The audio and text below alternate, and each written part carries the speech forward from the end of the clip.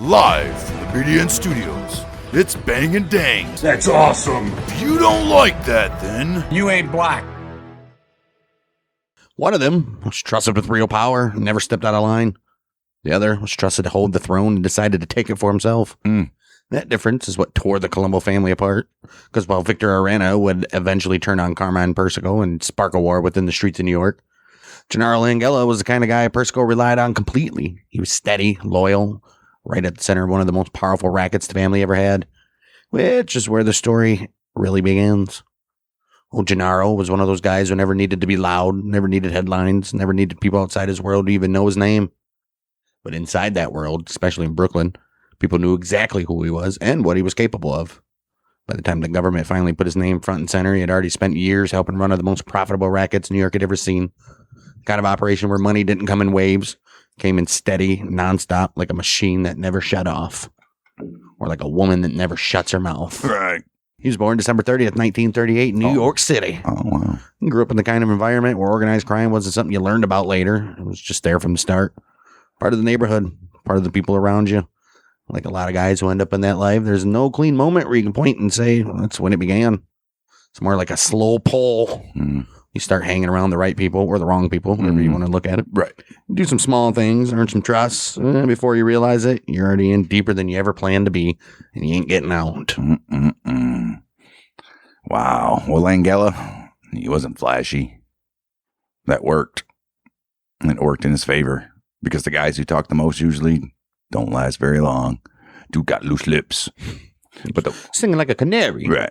But the ones who stay quiet, the ones who listen, the ones who handle business without making a noise, those are the mofos who end up moving up. And by the late 70s, he proved himself just enough to become a made member of the Colombo family, right when people are starting to get made again. Right. This is not something that just happens. No, this means people above you trust you. It means you already done things you cannot walk back from, right? And it means from that point on, this is your life, whether you like it or not. Either you're dead or you're going to stick with us, boys. And once he's in, he does not stall. He keeps moving slowly, steadily, building relationships, putting himself in the right spots, and most importantly, making himself useful. Yeah. Because in that world, being useful is everything. If you can make money, you can be trusted. If you can handle pressure, right. If you can make money, if you can be trusted, and if you can handle pressure without falling apart, you're going to keep getting pulled closer to the center and making more money. That pull eventually brings him to the orbit, Carmine Persico. And now things change. Well, this is because Persico is not just another guy. No, he's the boss. He's not just another name. No, he is running things even when he is dealing with courts and prison, which means the people around him have to be solid. They have to be able to operate without constant direction. And Langella, he becomes one of those guys. Someone who can be counted on to keep things moving, no matter what is going on top. At the time involved this, it matters, and it matters deeply. This is because this is the period where organized crime in New York is shifting. There's less focus on the street level stuff people talk about, but more focus on industries, unions, construction.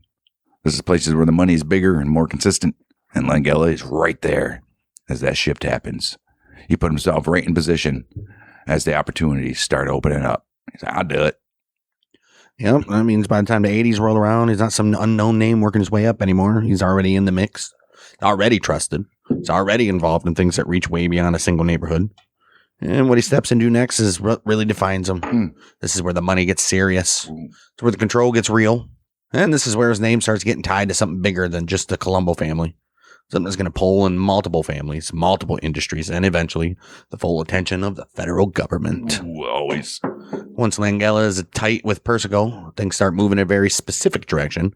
It's not random. It's not guys running around chasing scores. It's organized. Obviously, it's organized crime. It's controlled, and most importantly, it's steady. Because the Colombo family, like the others at that level, is leaning harder and harder into something that pays every day instead of once in a while. That means getting your hands on the kind of work that never really stops in a place like New York, especially in the 80s. Damn right. If you think about it, it makes perfect sense for these guys. Buildings, they're always going up. Roads are always being worked on. Concrete's always being poured. If you can find a way to sit in the middle of all that, not doing the work, but just controlling the ones who do, and how it gets done. You don't need to pull off robberies or chase risky jobs anymore. Mm-hmm. Why? The money just keeps coming in as long as you keep everything in line. Damn right. Well, Langella finds himself right in the middle of that shift, working alongside people with access to unions, especially the kind tied to concrete and construction. And that's where things really start to take shape, because unions, they control labor. Labor controls whether a job moves or stops. So if you have influence there, you got leverage over everything that depends on it. Yep. Oh, ask Jimmy. Well, you can't. Well, now the game changes. Not about threatening every contractor directly. It's about setting up a system where they already know what is expected before anyone has to say anything. If I don't do this, Jimmy from down the road is going to squeeze my neck. Right. You get a job, you understand there's a percentage that gets paid. In return, everything runs smoothly. No shutdowns, no headaches, no delays, no surprises. And if you're trying to skip that step, that's when the problems start showing up. Mm-hmm. Just enough to remind you you're not in control of your own project the way you thought you were. Langella's not some guy on the outside of this. He's part of the structure that keeps it all running. Part of the group that makes sure the right people are in place, the right connections are maintained, and most importantly, the money flows the way it's supposed to. Because everybody knows once a system like that starts working, the worst thing you can have is chaos. Yeah. Everything depends on consistency. Everything depends on everybody knowing their role and everybody sticking to that role. Know your role and shut your mouth. Damn right. At that very same time, Persico is dealing with constant legal pressure. He's in and out of court. He's in and out of prison. And this only makes the people around him more important. And because the day-to-day operation does not stop just because the boss is dealing with the case. No, it has to keep running. And this means that guys like Langella are the only ones holding things together, making decisions, keeping people in line, making sure nothing slips. And this is where he really proves his value. Because it is the one thing to follow orders when everything is calm. It is another thing to keep things steady when there's pressure coming from every direction. You got the law enforcement down your neck. You got indictments starting to roll out on the higher ups. You got people getting nervous. Through all of that, the money still, it has to move. The system has to function. And from everything that comes out later, Langella is the one of those guys who makes sure that it does. Yeah, right. By the early 80s, no longer just a family level operation. Because once the money gets big enough, once the jobs get large enough, it pulls in other families. I mean, hey, this is a little too big for us. You guys want to cut in this? Right. I thought you'd never ask. We need help in Staten Island or something. Right. We don't control that area. Call up fucking Johnny from the Lucchese's. He's like, what's the cut? 20%. 20%. 20 points. Hey, come on. Right. 20 points. Come on. Can you do 22? Oh, you're kicking my balls here. Right. Don't fuck us, man. All right. And now you're dealing with something that is bigger than one group, bigger than one boss, coordinated. And this is where things start getting even more serious. Because now you're not just controlling jobs, you're controlling access to entire tiers of construction work across the city. And now you got multiple families waiting for their paycheck. Right. And the more organized it becomes, the more people start noticing. Not just contractors, they already knew. Not just people in the business, they already long knew. But you got investigators, people who are starting to realize that this is not a bunch of isolated incidents here. This is a pattern. Something that keeps showing up over and over again. That's what a pattern is. Right. And even if they cannot see the whole picture yet, they know something's there. Something ain't right. Who's behind all this stuff? But from the Langella side of things, everything is working. The system is in place. Money's steady. The position's solid. And when you're sitting in that very spot, it's easy to believe it is going to stay that way. For a while, it does. Works better than anything else they've ever done. Now, the thing really tightens up. This is because once the money gets big enough and enough people are involved, it stops being loose and starts being organized in a way where everybody knows their place. And this is when this whole setup turns into something that is almost impossible to work around if you're on the outside looking in.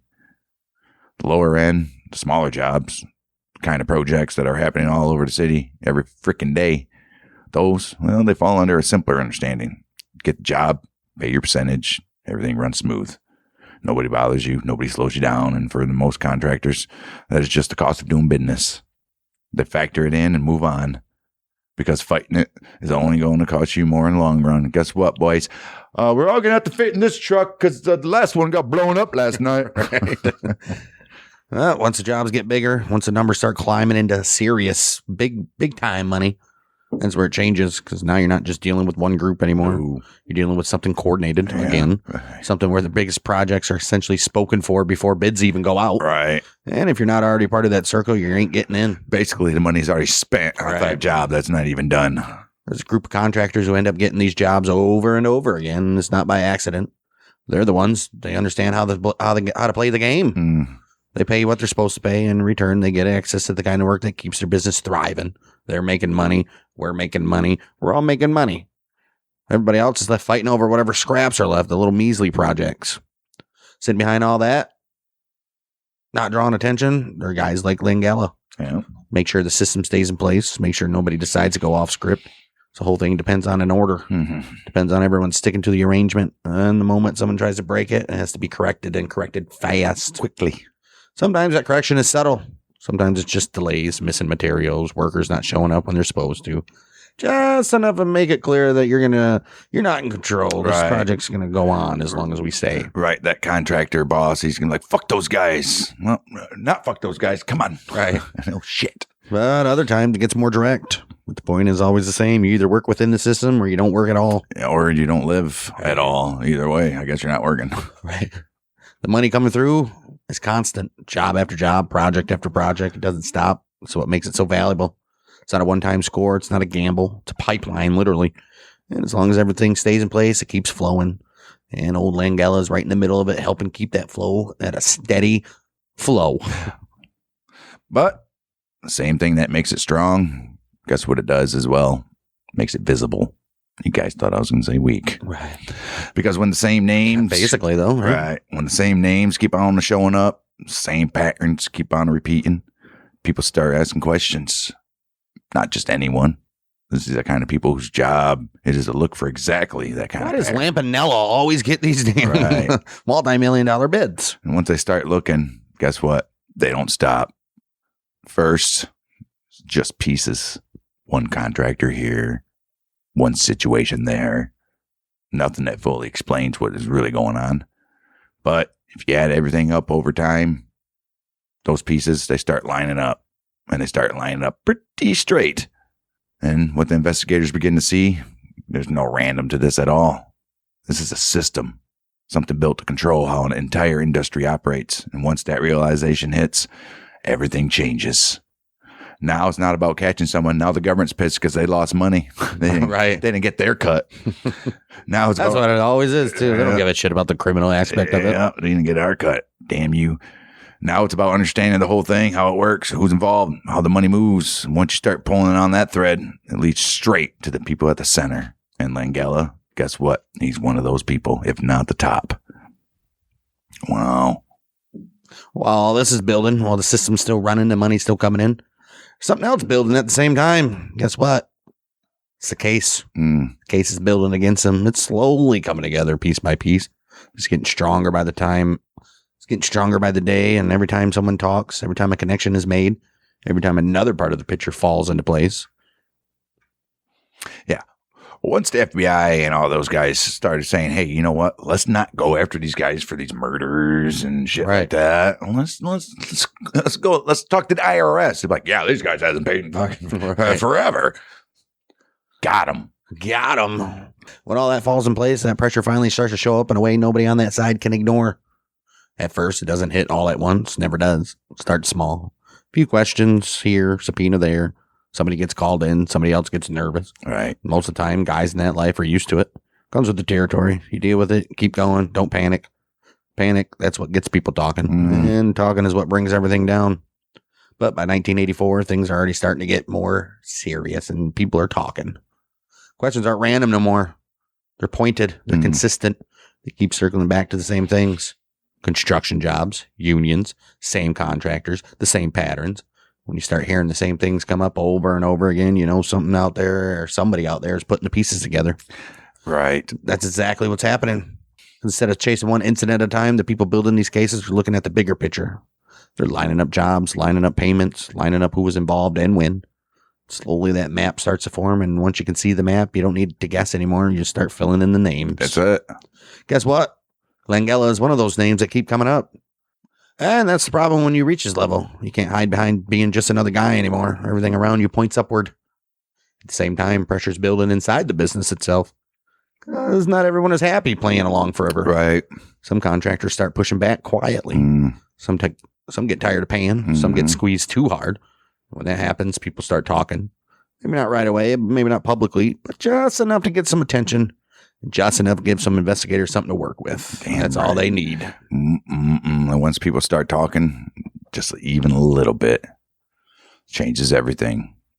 It is not just patterns and guesses. No, now there are voices attached. There are stories that line up with what investigators are already seeing. Well, that makes sense what I got here. Damn it, thank you. And when those two things start to match, this is when cases start getting real. Langella and the people all around him are still operating, still keeping things moving. It's tension all over the place now. Because by the early 80s, it's clear that something bigger is coming. This is not just a routine pressure anymore. No, this is something that is being built carefully. Something that's not going to go away with one arrest or one case getting thrown out. The thing about that kind of pressure is it does not just hit from one direction. It comes from everywhere. Langella and the people around him, they're still operating. They're still keeping things moving. But there's tension now, whether it's spoken or not. By the early 80s, it's clear something's bigger's coming. This is not just routine pressure anymore. Something that was being built carefully. Something that's not going away with one arrest or one case getting thrown out. That thing about that kind of pressure just doesn't hit from one direction. It comes from everywhere all at once. Got financial records, union connections, contractors, surveillance. Everything starts tightening at the same time. And when that happens, even the strongest setups start to feel it. Because there ain't no system built to handle that kind of attention forever. Nope. Still, from Langella's position, there's not much choice. You don't step back. What are you going to do?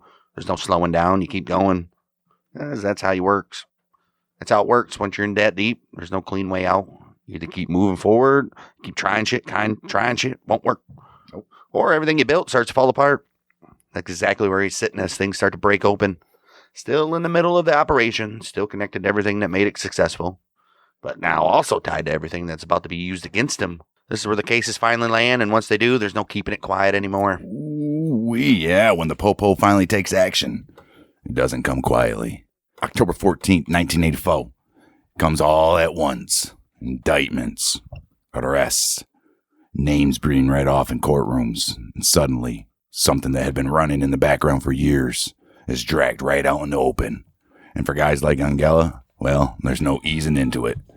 One day, part of a system, feels locked in, feeling good about yourself.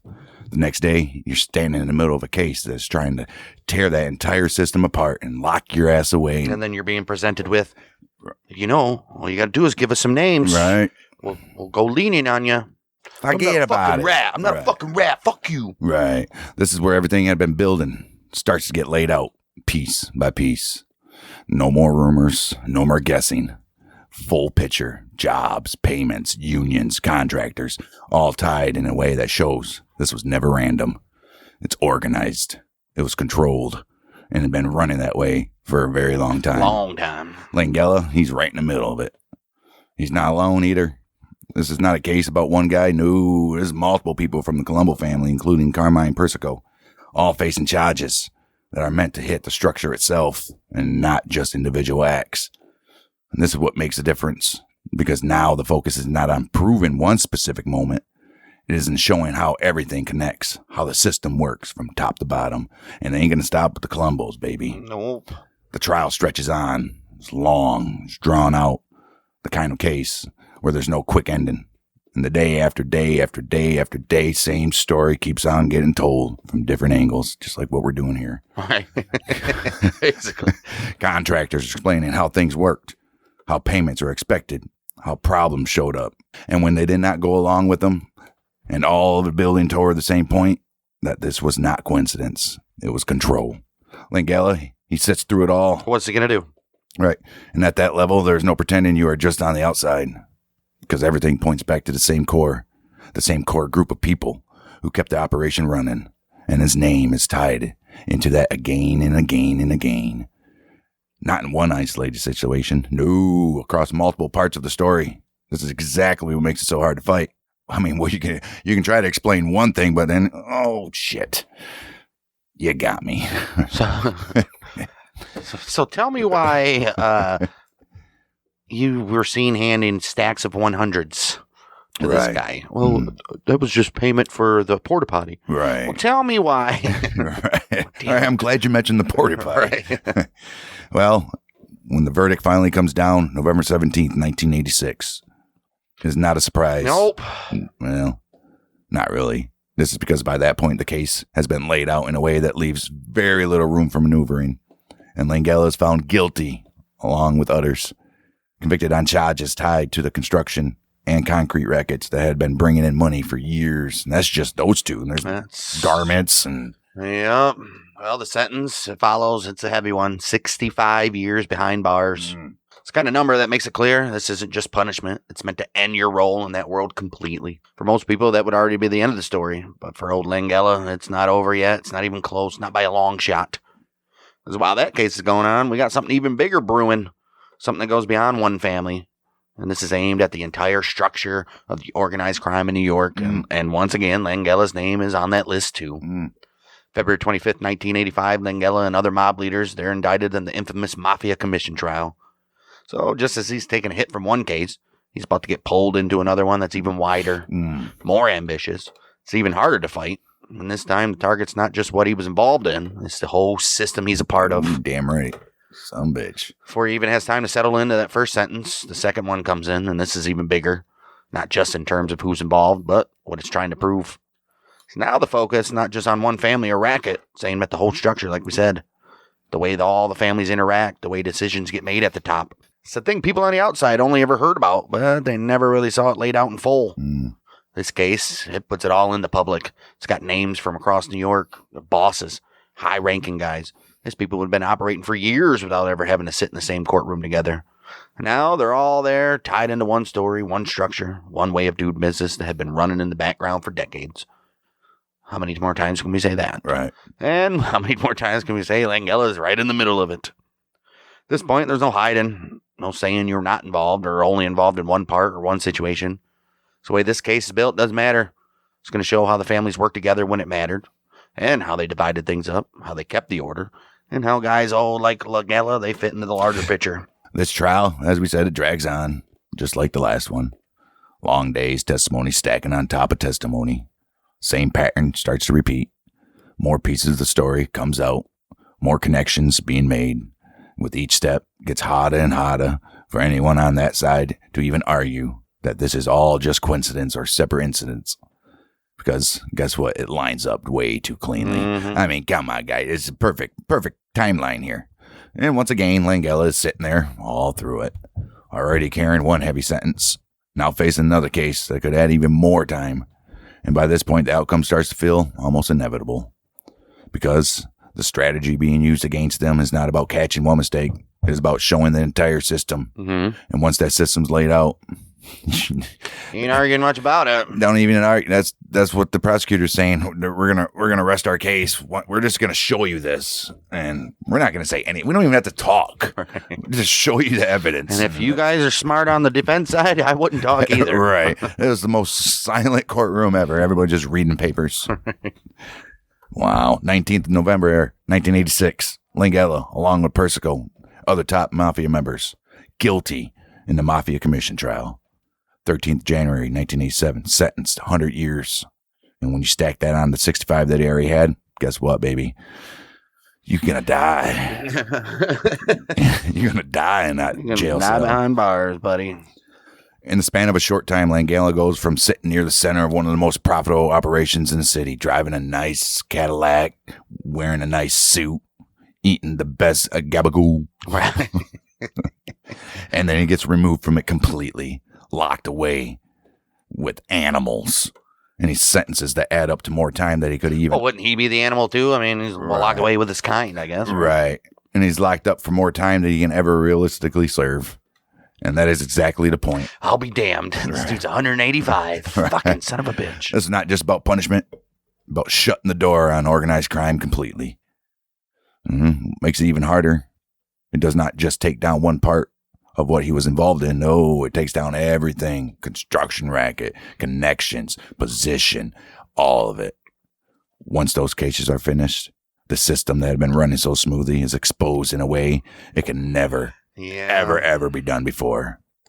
again. And from that point on, there's no rebuilding it the same way. Not with that level of control, not with that kind of structure. It's too much. It's been brought out into the open. Too many people that have been taken off the board. And for old Langella, whatever role he had in that world is obviously over for good. Right after that, the story gets quieter, at least on the surface. So once someone like Langella is locked away with sentences like that, there ain't no more moves to make. Don't worry, God, he's going to bring him back in. And there's other people, right? There's no more positions to climb to. Well, the Mafia commission trial, ruined the Colombos, though. So. Yeah, it took them down. There's no more rackets to run. Just time, and a lot of it to think about what you've done.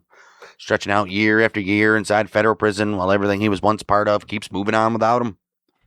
What's strange about that is because for a guy who spent so many years right in the middle of things, where decisions mattered, money was constant, it all just stops immediately. From that point on, whatever influence he had is limited to whatever connections he might still have on the outside for now. Right. Once he sits in there for years and years and years and years, people forget about him. Right. He ends up serving the time at the Federal Medical Center in Springfield, Missouri. By the time he gets there, he's already an older man compared to when this all started. Yeah. And, prison has a way of wearing people down. He was the ones who were once at the top. Because in there, none of that really carries the same weight, not the way it did on the outside. I mean, a little bit, but... Years pass, the world he helped operate and continues to change. The kind of control the families once had over industries like construction ain't what it used to be. Pressure from law enforcement never really lets up after those big cases, and the system that once felt untouchable, it's never quite the same again. You guys got to find some different rackets there, buds. Yeah, what are you going to do, right? Well, Langella stays in custody his entire sentence. I would hope so. Never getting out.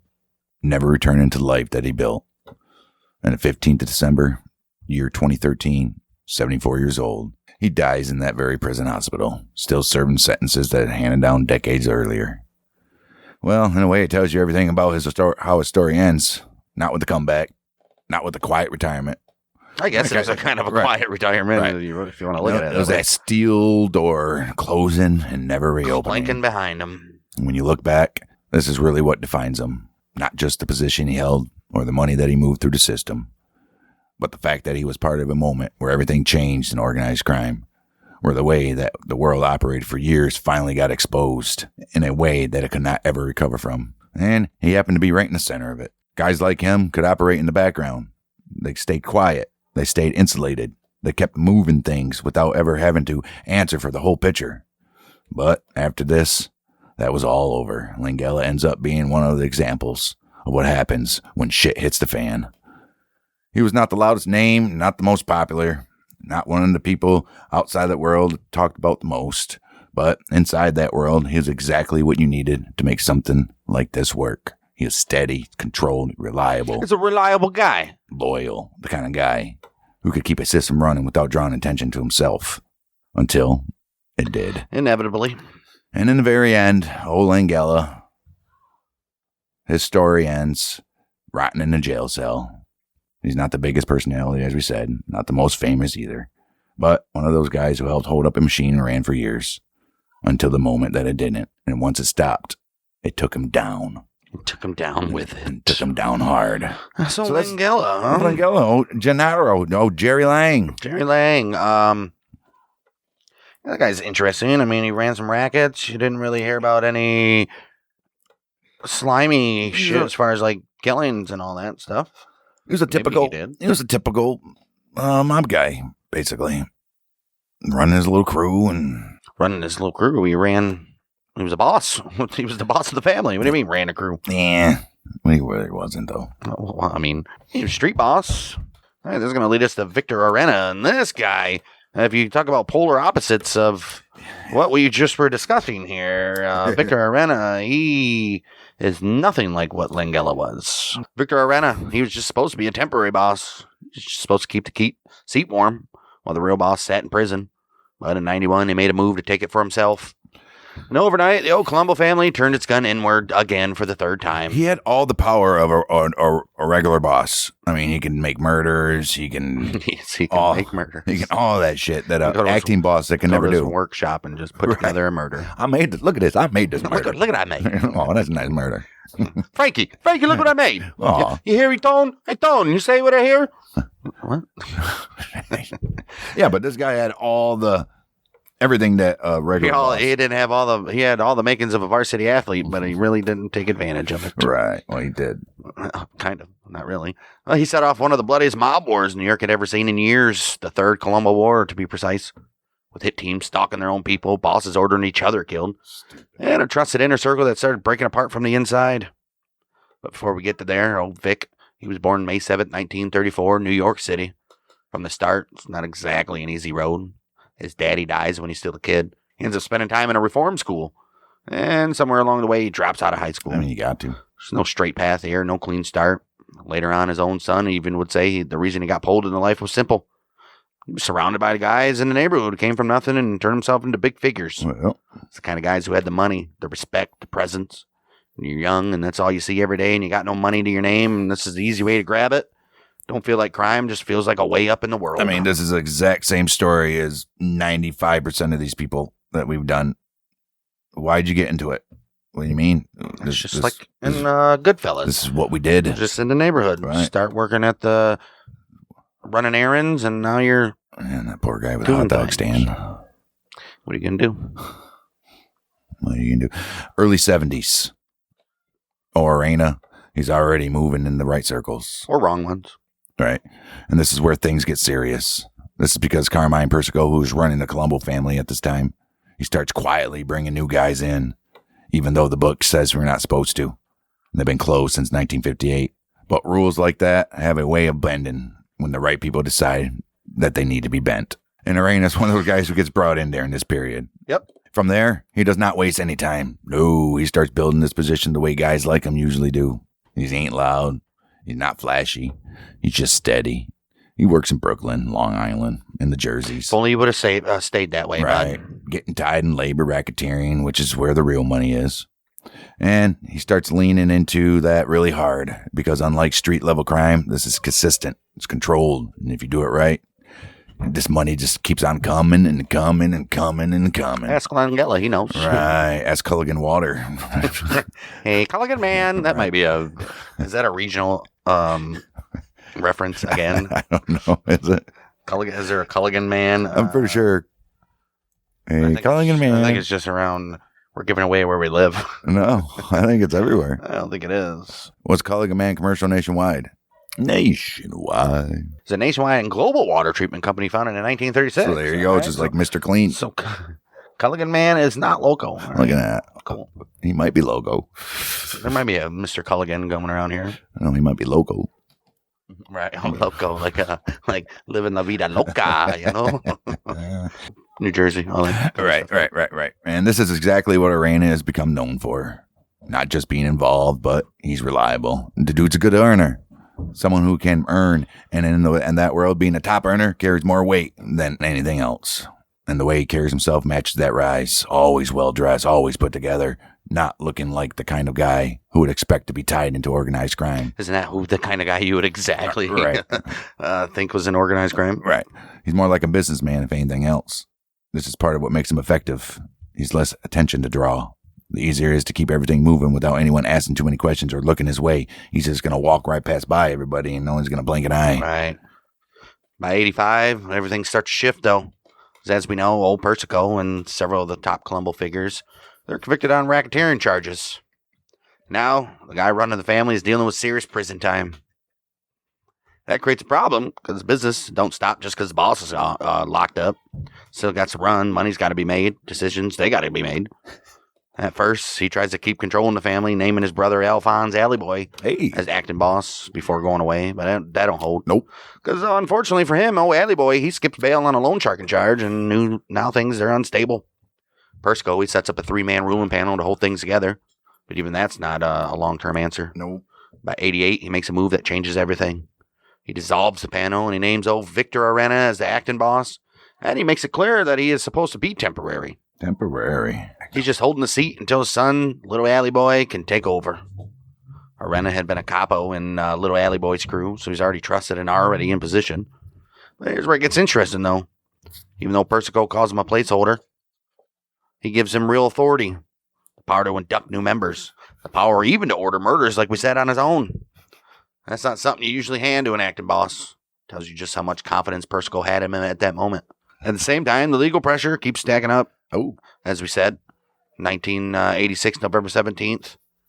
that's when shit got hammered down on these guys. That's the RICO trial. Persico, he got 39 years. Langella gets 65. Persico, Alphonse Persico, he gets 12. Then the Mafia Commission trial, and everybody gets 100. At that point, the leadership of the family is effectively locked away. And whether it was meant to be temporary or not, Orena, he's now sitting in the chair with real power. He's got real control.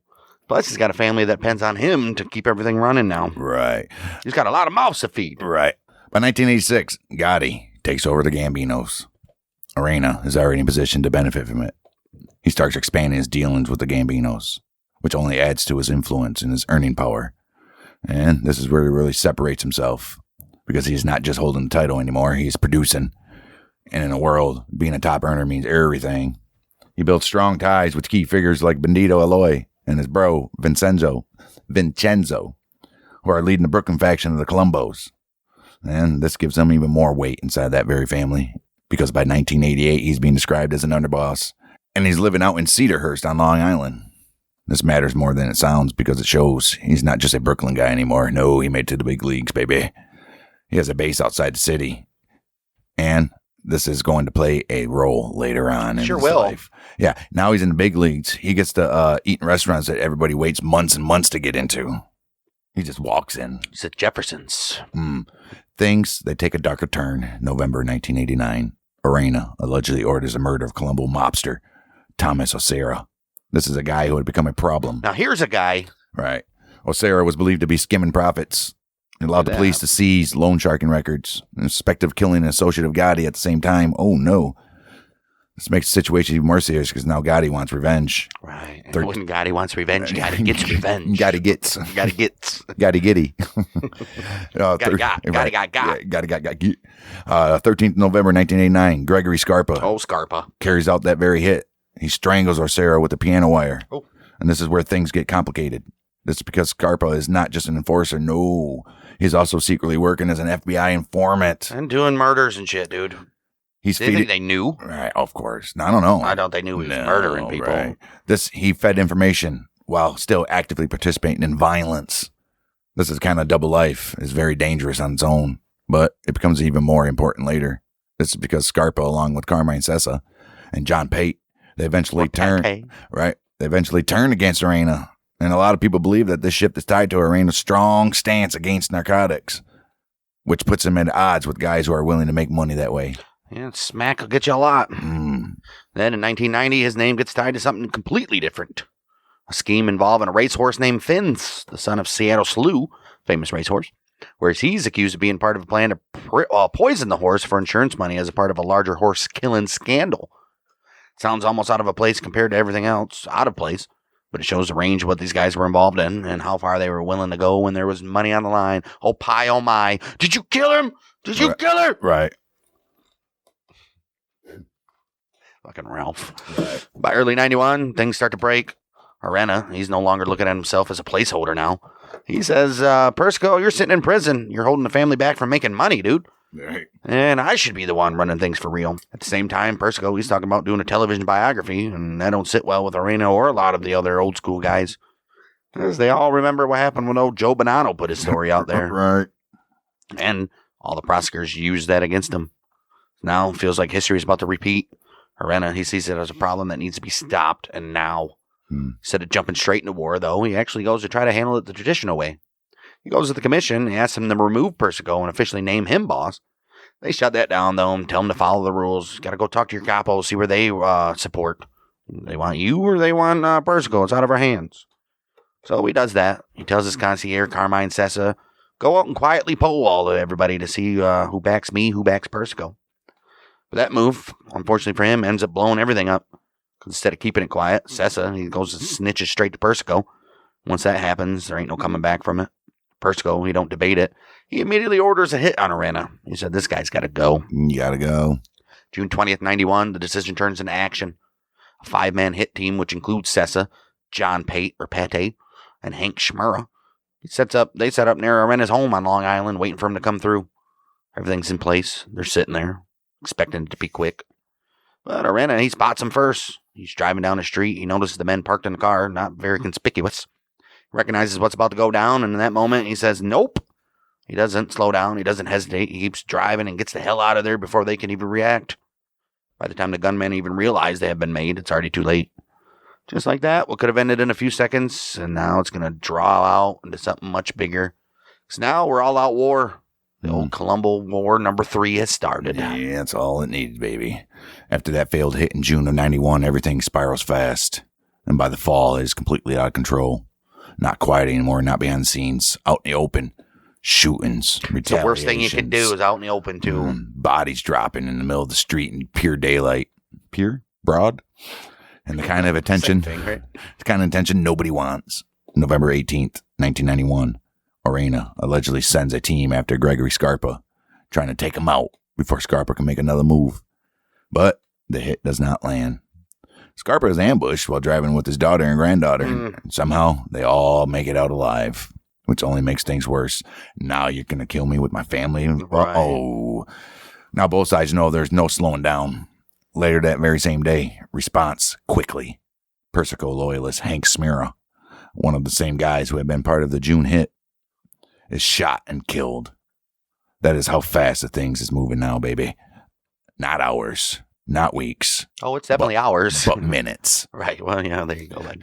Way to save it. By 1929, Carmine says... 1929? Damn, were we going back in time? Wow. By November 29th, Sessa has nearly murdered himself in a shooting while driving. Another failed attempt.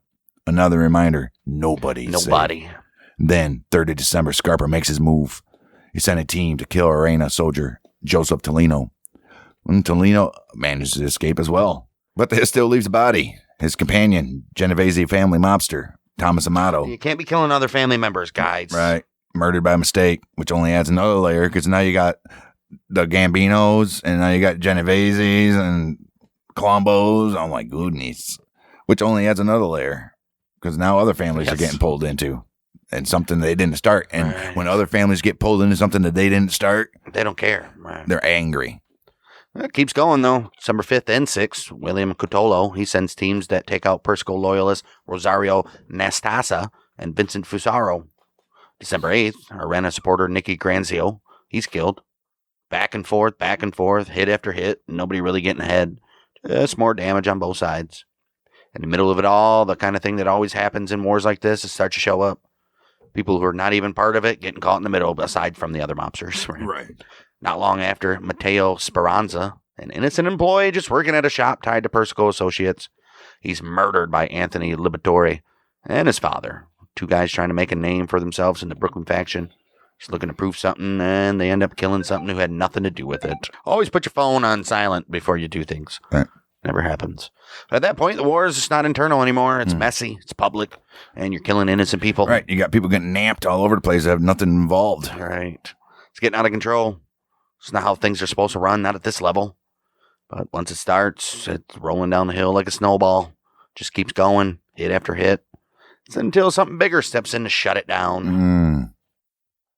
Well, by this point, the war is impossible to ignore. It's all over the place. Shootings, bodies, headlines. And now it's pulling serious attention from law. The kind of attention nobody involved can even talk their way out of. December 16th, December 16th, 1991, Brooklyn District Attorney brings Orena and other Colombo figures in front of a grand jury, trying to force something out of them, trying to get someone to talk. But it goes exactly how you expect. Ain't nobody saying nothing. Ain't no cooperation. No answers. Silence. But that doesn't stop what's coming next, because we all know what's coming next. As the war rolls into 1992, the legal side finally catches up. Orena indicted, murder, racketeering charges. And now, it's not just a street war. It is coming at him from both directions. Fighting a war on 2 fronts, boys. At this very point, he's going into hiding. Staying at his girlfriend's house in Valley Stream, Long Island. This is a place that's still under construction. He's like, under construction, we'd be safe here. They don't think we're living here. That won't last long. April 4th, 1992. Federal agents move in, arrest him at his house. And then they search the place. 4 shotguns. Supply of ammo. Large supply. Bulletproof vests. And he does. Which does not exactly help the situation. Clearly. Years later, 1997, Gregory Scarpa Jr., He would come out and claim that his daddy had actually planted those weapons to frame Orena. Yeah. Well, if true, it would add another layer to everything that was already happening during this very war. But that claim's never proven, and it's highly doubtful. But it does not really change the outcome anyway, because by the damage is already done. I don't think the weapons would have mattered. He's already facing prison and racketeering. They're going to get him. Damage done. Orena is locked into a system with no way out, baby. Baby. Because by December 22nd, 1992, it's over. It's over. It is over for him in the way that really matters, because the verdict comes in and the jury says Orena is guilty of racketeering and the 1989 Sarah murder and a stack of related charges. They said, fuck it, let's just throw everything. And the sentence that follows is not something you come back from. 3 life sentences plus 85 years in prison. This is saying the cops are like, yeah, bud. Example made. Right. Well, I think they made an example of everybody in the Mafia commission trial. But around this very same time, the shooting war that tore through the Colombo family, it starts to fade out. Yeah, because you got rid of the instigator. Not because anyone really wins in the street, but because the pressure from law enforcement shuts it down. Everything settles. Carmine Persico, she's like, look at me, baby, still on top. Even sitting in prison, which says everything about how the power struggle ended for Orena. Didn't end very well. I'm surprised he still made it in prison for as long as he did. Well, he don't stop fighting, though. In court, that is. March 10th, 1997, a judge refuses to overturn his conviction, rejecting an argument that the case was tainted by a conspiracy involving Gregory Scarpa and his FBI handler, Lindley DeVecchio. Years later, he tries again. Right, because when you have a FBI informant and he's involved in this war, and maybe he was doing things that people wouldn't have done. Because when you have a informant, they're going to go in and try to coerce you to do things that you would never intend to do in the first place. Right. So they're like, that's crazy. Years later, though, he tries again. January 16th, 2004, another judge shuts it all down, denied his appeal for a new trial. And at that point, it's done. Nothing left to argue. Sentence stands and ain't changing. So he spends the rest of his life inside, eventually ended up at the Federal Medical Center in Devens, Massachusetts, where he carried the register number 075400085. Just another inmate on paper.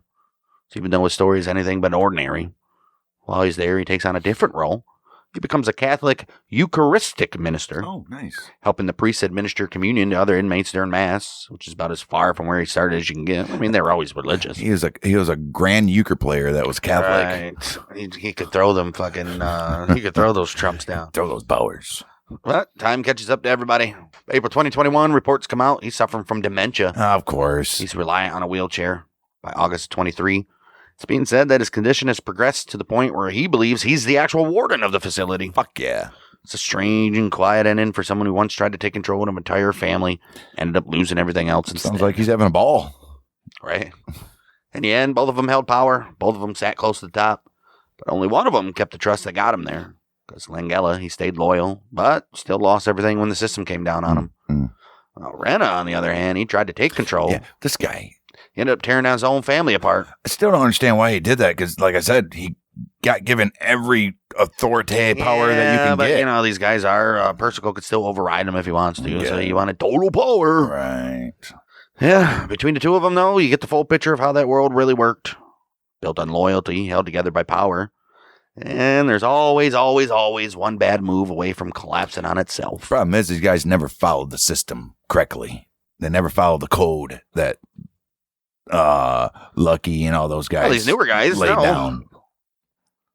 The commission wasn't really even a commission anymore. Oh, you see it? They're like, no. The commission was created to stop problems like the Colombo Wars from happening. And then when you go to them, they're like, you guys got to handle it yourself. Now, what are you coming to us for? What the fuck do you mean? What do you mean? That's what I'm supposed to do. Jeez, guys. Yeah. So that's that, huh? That isn't the total opposite of people that we discovered here. Langella and old Orena. I think after this, there's only like 2 or 3 acting bosses that we can cover, and they have like no story, because I know these modern mob guys, they ain't doing nothing.